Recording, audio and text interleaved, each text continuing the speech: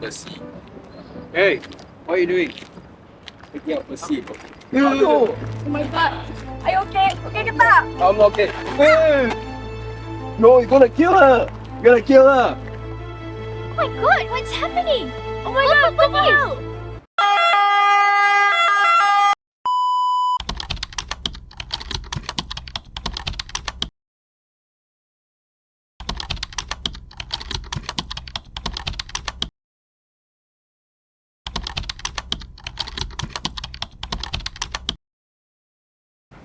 This court is now in session to hear the appellant's appeal against the High Court's decision.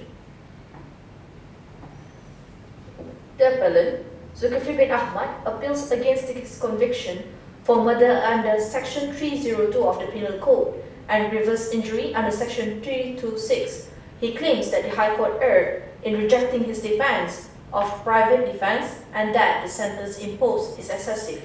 We will now deliberate whether these grounds have merit.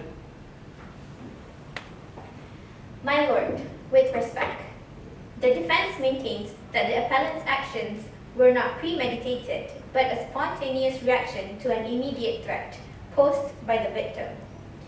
The appellant was alone, faced with two individuals who entered his property without permission. He acted in a moment of panic, believing his life was in danger. It is unjust to ignore the possibility of self-defense under these circumstances. Counsel, the evidence presented in the High Court shows that the appellant followed the deceased for over 70 meters after the initial altercation. How does this align with a claim of self-defense? My lord, the appellant's state of mind must be considered. He was in a heightened state of fear and confusion, unable to process the situation rationally. He contends that the pursuit was an instinctive act rather than a calculated one. With respect, my lord, the appellant's argument fails to uphold against the facts. The pursuit and subsequent brutal assault with a machete demonstrate intent, not fear.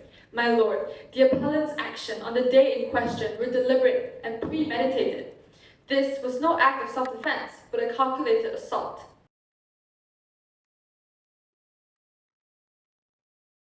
SP25, please recount the events following the appellant's false call to the police. On the day in question, the appellant called the police station claiming that two men were attempting to rob his home. However, upon arrival, we found no evidence of a break-in or a robbery. Instead, we discovered the deceased lying body on the road and SP17 severely injured. The High Court found no basis for the appellant's claim of grave and sudden provocation by the victims. That evidence overwhelmingly showed that the appellant acted with the intent to cause death. The appellant's false police report further undermines his credibility and highlights the calculated nature of his actions. After careful deliberations of the evidence and testimony presented, this court has reached its verdict. The trial judge found that based on the evidence of SP17 and other circumstantial evidence, the appellant's defense had no support or could rebut the prosecution's evidence, and therefore the appellant's private defense was dismissed. We do not find any error by the trial judge in his findings and the decisions to dismiss the appellant's private defense. Applying the test in Thambapillay's case to the circumstances in this case, we were of the view that the injury inflicted by the appellant on the deceased, although only one single stab, was the most probable cause of the death of the deceased, as indeed it had turned out to be. This was amply demonstrated in the testimony of the pathologist SP9. In such a case, it is murder an offence under Section 302 of the Penal Code, as opposed to a lesser offence of culpable homicide not amounting to murder. On the proven fact of the present case, we were of the view that the learned charge was absolutely right in finding that the murder charge had been proved beyond reasonable doubt. On the totality of the evidence and the probability of the case, the only option open to the learned judge was to convict that the appellant of the offence of murder as charged and not the offence of culpable homicide not amounting to murder under Section 304 of the Penal Code or any other lesser offence. Accordingly, this court dismisses the appellant's appeal and upholds the conviction and sentence of the High Court on the first charge under Section 302 of the Penal Code for the murder of Zulkifli bin Abdullah. The sentence is death. On the second charge, under Section 326 of the Penal Code for causing grievous injury to a FAISAL bin Awam, the sentence is 14 years old of imprisonment. Welcome all to the new episode of LIA1001. Today, we'll continue to share about the case of Mohamad Zulkifli Bin Ismail against public prosecutor. Yes, in this case, the case has been brought to the Court of Appeal to define the issue of whether the accused action amounted to murder. The court has referred a few cases in this case to make its judgment, and today we pick a few interesting ones. The first defense is made by the appellant is private defense. To ensure the existence of private defense in this case, the Court of Appeal judge had referred to the case of suicide and public prosecutor. In this case, it was held that the defense of private defense must be set up under four probabilities, which are the right of private defense had arisen, the right was exercised in good faith, the death was caused without premeditation, and the death was caused without any intention of doing more harm that was necessary for the purpose of such defense.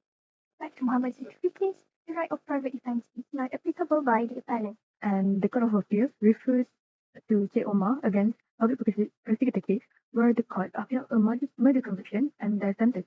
It states that accumulated grievance or insult, no matter how offensive, do not justify violent recognition under the defense of provocation. The trial judge determined there was no grief and provocation from the victim before the stabbing. Citing other cases, the Court of Appeal concluded that the private defense was not applicable to in the Mohamad Zulkifli case. Consider the intention mentioned in this case. Referencing the case of Mohamad FAISAL bin Zulkifli against public prosecutor, according to Section 300 of the Penal Code, proving the accused intended to kill is not necessary. For a murder charge, it is enough to show that the accused intended to cause serious bodily harm that could likely lead to death. In the Mohamad Zulkifli case, the judge noted that the act of stabbing and the severity of the injury were sufficient for a murder conviction, as the injury was fatal. Previous case helped the court dismiss the defense since the injuries were intentional and deadly. So that's all from us. See you next week. Bye. Welcome to another episode of LIA1001. Today, we are diving into the case of Mohamad Zulkifli Bin Ismail against public prosecutor. So, what happened, Wafa? I saw the news that the accused escaped the gallows after the federal court commuted the death sentence to 35 years in prison. Was it the same case as the one who got viral before? You're right, Azrina. The case takes significant turn on 17 April 2024, attributed to the revision of death penalties and Section 2 subsection 4 and Section 4 subsection 1 of revision of sentence of death and imprisonment for a natural life. Temporary jurisdiction of the Federal Court Act 2023. The introduction of this act is likely to allow for a review of the Zulkifli's sentence, leading to its commutation. Oh, it is aligned with the abolition of Mandatory Death Penalty Act 2023 amendment, isn't it? It gives power to review the sentence of imprisonment for natural life of any person who is serving death sentence before the operation of the act. So this is kind of interesting as it grants them a second chance to live.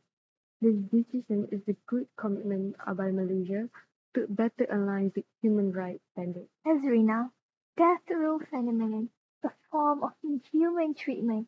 In 2022, Malaysia backed United Nations call for a moratorium on the death penalty, citing its lack of deterrence and irreversible harm caused by judicial error. And the act can uphold the right to live and freedom from torture. Aha, absolutely. That's all from us. Ciao!